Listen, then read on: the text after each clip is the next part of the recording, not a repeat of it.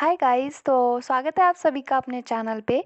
आज फिर से आप लोग के लिए झारखंड की अपडेट्स है, न्यू फॉर्म है, जिसके बारे में मैं आप लोग को अभी डिटेल्स बताने वाली हूँ, सारी इन्फॉर्मेशन बताऊँगी। तो अगर आप इस चैनल पे पहली बार विजिट कर रहे हो तो इस चैनल को सब्सक्राइब जरूर कर लीजिएगा और उसकी बेल आइकन को प्रेस कर लीजिएगा ताकि आपको हर टाइप की डेली अपडेट्स जल्दी से जल्दी मिले और आप उसको अप्लाई कर सको। तो एक रिक्वेस्ट है आप लोग सभी से कि अगर आप इस चैनल पे आपको वीडियो अच्छी लगती है तो आप इस वीडियो को शेयर ज़रूर कीजिएगा और लाइक कीजिएगा, जिससे मुझे ना मोटिवेशन मिलती है कि आप लोग को वीडियोस पसंद आ रही है और मैं आप लोगों को बनाऊं और आपकी हेल्प करूं। आगे हम लोग यहाँ पे देखते हैं इन्फॉर्मेशन पूरे झारखंड के बारे में कि ये जो फॉर्म है वो क्या चीज़ की फॉर्म है। तो यहाँ पे अगर आप देखते हो तो ये जो भी फॉर्म है वो यहाँ पे है JDLCCE 2023, ये रेगुलर के लिए है। तो ये दो टाइप का होता है, एक रेगुलर होता है, दूसरा क्या होता है, बैकलॉग होता है। तो ये जो है रेगुलर है, रेगुलर बेसिस का फॉर्म है। तो यहाँ पे आप देखेंगे हम लोग सारा इन्फॉर्मेशन देखने वाले हैं। तो ये जो फॉर्म है तो ये है जो भी डिप्लोमा किए हुए हैं स्टूडेंट्स, तो वो लोग अप्लाई कर सकते हैं इस फॉर्म को। ये डिप्लोमा लेवल की फॉर्म है। बाकी इन्फॉर्मेशन मैं अभी आपको डिटेल्स बताऊंगी नीचे में अभी वीडियो में। तो यहाँ पे पहले हम लोग इसकी डेट्स देख लेते हैं और इसकी फ़ीस देख लेते हैं। तो यहाँ पे जो आपका फ़ी लगने वाला है, और उससे पहले एक चीज़ और, इसकी जो ऑफिशियल वेबसाइट है वो क्या है, www.jssc.nic.in। यहाँ से आपको इस फॉर्म को अप्लाई करना है और इसकी जो एग्ज़ामिनेशन फ़ी है वो है 100 रुपीज़। ओके, और यहाँ पे अगर आप SC ST के लिए जो एग्ज़ामिनेशन फ़ी देखते हैं तो वो है 50 रुपीज़। तो यहाँ पे आपको समझ आ रहा है कि यहाँ पे जो जनरल का है वो है 100 रुपीज़ एंड ST के लिए कितना है 50 रुपीज़। OBC भी इसी में आएंगे। ओके, फिर जो नेक्स्ट है यहाँ पे हम लोग इन्फॉर्मेशन अब देखेंगे कि ये क्या चीज़ की, इसकी पोस्ट क्या है, यहाँ पे क्या चीज़ है, कितने पोस्ट है, सब कुछ देखेंगे यहाँ पे। तो अगर आप यहाँ पे चेक करते हो जो पोस्ट का यहाँ पे नाम है वो क्या है, कनीय अभियंता यांत्रिक पेयजल एवं स्वच्छता विभाग।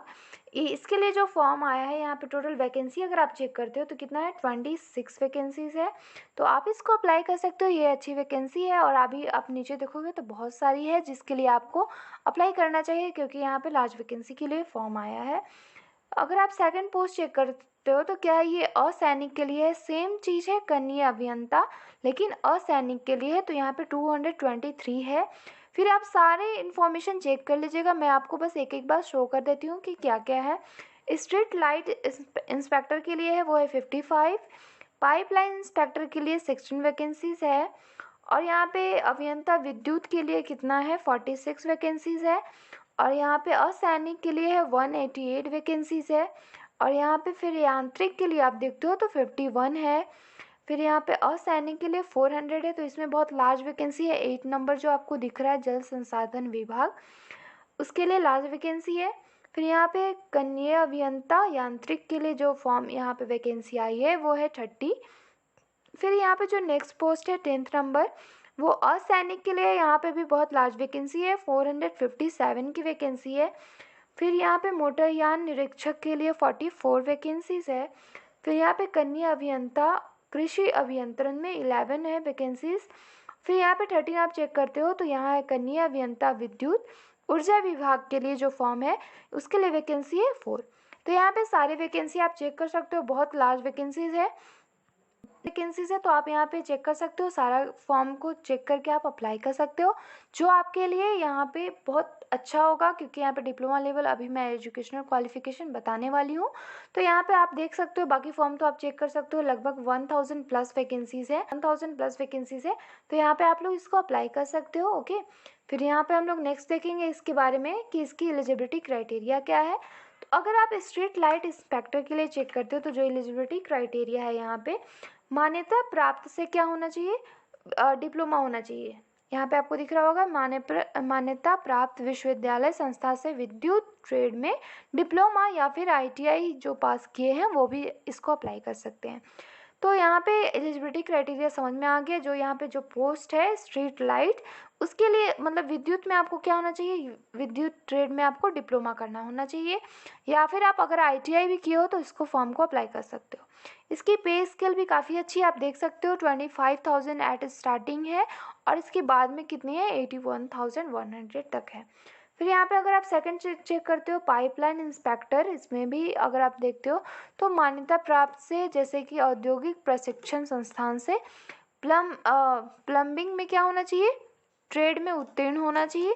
तो यहाँ पे आप देख सकते हो सेकंड की भी एलिजिबिलिटी क्राइटेरिया कि आपके यहाँ जो भी मान्यता प्राप्त औद्योगिक प्रशिक्षण संस्थान में प्लम्बिंग ट्रेड में क्या होना चाहिए, आपको पास होना चाहिए। ओके, कन्या अभियंता यांत्रिक में, और इसकी देखिए पे स्केल भी कितनी है, अच्छी खासी है, 19,900 से लेकर 63,000।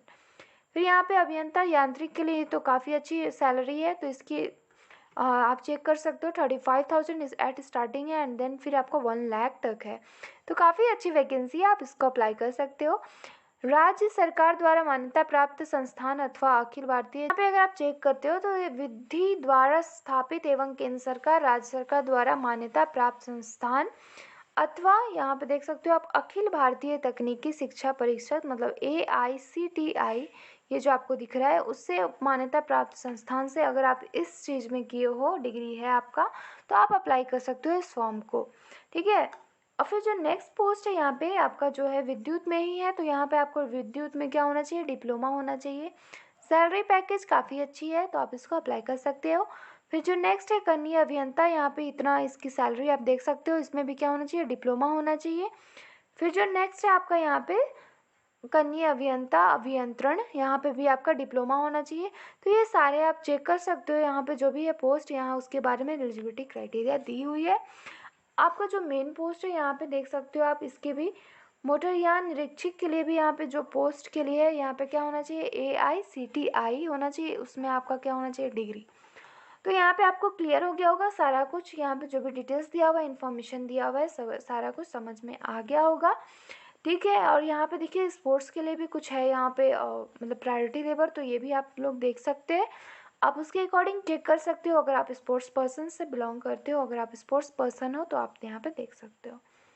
फिर यहाँ पे सारा कुछ इन्फॉर्मेशन दिया हुआ है, आप सारा कुछ पढ़ सकते हो। इसकी जो मिनिमम एज है वो कितना होना चाहिए, तो 18 ईयर्स होना चाहिए, और मैक्सिमम एज देखते हो तो जनरल के लिए 35 ईयर्स होना चाहिए, और जो OBC के लिए 37 ईयर्स, वुमेंस के लिए 38 ईयर्स, और जो SC ST के लिए है तो वो है 40 ईयर्स। तो यहाँ पे सारा के लिए दिया हुआ है इन्फॉर्मेशन कि यहाँ पे एज लिमिट क्या है, यहाँ देखिए सारा कुछ दिया हुआ है, आप यहाँ पे देख सकते हो। बाकी अगर आपका जो भी डॉक्यूमेंट्स है, जैसे कि आप बिलोंग करते हो अदर कास्ट, जैसे कि SC ST हो गया, तो जो भी कास्ट सर्टिफिकेट है आप उसको अटैच कर सकते हो, आप उसको अटैच करोगे ही, कर सकते नहीं हो तो आप उसको अटैच करेंगे, उसी के थ्रू आपको फॉर्म को फिल करना है, आगे का प्रोसेस करना है। फिर यहाँ पे आप देख रहे हैं कि जो एग्ज़ाम का पैटर्न होने वाला है वो कैसे होने वाला है, कि ये CVT फॉर्म में होगा, मतलब कंप्यूटर बेस्ड में, सारा ऑनलाइन होने वाला है। ठीक है, तो ये भी एग्ज़ाम क्या होगा, ऑनलाइन होगा। परीक्षा का स्वरूप एवं पाठ्यक्रम, यहाँ पे जो परीक्षा कैसे होने वाली है वो चीज़ यहाँ पे डिटेल्स। तो यहाँ पे जो भी क्वेश्चन आएगा वो MCQ फॉर्म में आएगा, और सारे जो करेक्ट आंसर क्वेश्चंस होंगे, गलत करते हो क्वेश्चन तो आपका 1 मार्क्स डिडक्ट किया जाएगा। ठीक है, तो यहाँ पे आप चेक कर सकते हो कि यहाँ पे एग्ज़ाम का पैटर्न, एग्जामिनेशन कैसे है। यहाँ पे अगर आप देखते हो तो टोटल आपका जो क्वेश्चन आने वाला है वो 120 क्वेश्चन होगा, और उसकी जो टाइमिंग आपको टाइम दिया जाएगा उसके लिए तो वो होगा 2 आवर्स होगा। और इसका जो यहाँ पे क्वेश्चन का पैटर्न कैसे होगा, सामान्य अभियांत्रिक के लिए क्या होगा, 80 प्रश्न होगा, मतलब 80 क्वेश्चंस होंगे, और सामान्य ज्ञान मतलब जनरल नॉलेज के लिए क्या होगा, जनरल साइंस के लिए क्या होगा, 40 क्वेश्चंस होंगे। फिर ये फर्स्ट पार्ट था, और सेकंड पार्ट क्या होगा, 120 क्वेश्चंस ही होने वाले हैं, लेकिन यहाँ पे क्या है 2 आवर्स ही देगा। लेकिन यहाँ पे जो अगर आप देखते हो तो पद सेवा का नाम, जैसे कनीय अभियंता है तो उसका परीक्षा का विषय विद्युत अभियंत्रण। फिर कनीय अभियंता, यहाँ पे जो भी आपका जो पोस्ट है उसके अकॉर्डिंग यहाँ पे दिया हुआ है परीक्षा के विषय क्या होंगे, यहाँ पे क्या चीज़ में क्वेश्चंस आएगा, तो यहाँ पे पोस्ट वाइज दिया हुआ है। ओके, फिर यहाँ पे देखिए अगर आप देखते हो सामान्य अभियांत्रिकी में क्या क्या आएगा, civil engineering part A, structural engineering, ये सब से आप देख सकते हो, सिलेबस चेक कर सकते हो, सारा इन्फॉर्मेशन ले सकते हो आप। सामान्य ज्ञान में क्या आ सकता है, जनरल साइंस में क्या आ सकता है, सारा कुछ यहाँ पे दिया हुआ है इन्फॉर्मेशन, तो आप ये सारा डिटेल्स देख सकते हो। यहाँ पे नोटिफिकेशन मैं दे दूँगी आप लोग को, लिंक डिस्क्रिप्शन में रहेगा, आप वहाँ से डाउनलोड कर सकते हो और वहाँ से सारा इन्फॉर्मेशन देख सकते हो। ये देखिए सारा सिलेबस दिया हुआ, आप यहाँ से चेक कीजिएगा। फिर अगर आप यहाँ पे देखते हो स्ट्रीट लाइट इंस्पेक्टर के लिए, तो जो इसमें क्वेश्चंस आने वाले हैं वो 120 क्वेश्चन आएगा, 3 आवर मिलेगा। फिर यहाँ पे 120 क्वेश्चन में आपको डिवाइड किया हुआ है कि जैसे सेवा, संवर्ग, पद के लिए गठित सेवा, ये सब से जो क्वेश्चंस रिलेटेड आएंगे वो 120 क्वेश्चंस आएगा। जो सामान्य ज्ञान से आएगा वो 60 क्वेश्चंस आएगा। टोटल आपको 3 आवर्स मिलने वाला है इसके लिए। तो यहाँ पे आप देख सकते हो जैसे कि स्ट्रीट लाइट इंस्पेक्टर है तो उससे विद्युत व्यवसाय के बारे में वहाँ पे मतलब परीक्षा के विषय क्या होंगे, मतलब आपकी परीक्षा में क्या क्या क्वेश्चंस किससे रिलेटेड आएगा वो यहाँ पे बताया है। तो ये जो है पोस्ट वाइज भी दिया हुआ है। और यहाँ पे आपका कुछ क्राइटेरिया है, जैसे कि आपको इतने में इतने परसेंटेज मार्क्स लाना ही होगा। जैसे अनारक्षित है, मतलब जो जनरल से बिलोंग करते हैं तो उनके लिए 40% मार्क्स लाना अनिवार्य है। और जैसे जो SC ST से बिलोंग करते हैं या फिर वेमेंस जो हैं उनके लिए 32% है। एंड देन अत्यंत पिछड़ा वर्ग जो होता है तो उसके लिए अगर देखते हो आप तो 34% है। पिछड़ा वर्ग अनुसूची 2 के लिए कितना है 36.5%। और आदिम जनजाति के लिए 30% और आर्थिक रूप से कमजोर वर्ग EWS जो है वो 40%। तो यहाँ पे सारा क्राइटेरिया दिया हुआ है कि आपको फुलफिल करना होना चाहिए, तभी आपको सेलेक्ट किया जाएगा, आप आगे की प्रोसेस आपकी होगी। ओके, तो यहाँ पे सारा कुछ इन्फॉर्मेशन दिया हुआ है। डाउट होता है तो आप यहाँ से पढ़ सकते हो। फिर जो यहाँ पे नेक्स्ट का प्रोसेस है वो क्या है, आप लोग आई थिंक जानते भी होगे आप लोग कि जैसे आप लोग की एग्ज़ाम हो जाएगी तो फिर काउंसलिंग होगी। देन यहाँ पे आपकी जो फाइनल एग्जामिनेशन हो जाती है, देन काउंसलिंग के बाद आपका सिलेक्शन हो जाता है, फिर आगे का प्रोसेस होता है। तो यहाँ पे आपको सारा प्रोसेस आई थिंक समझ में आ गया होगा, क्लियर होगा।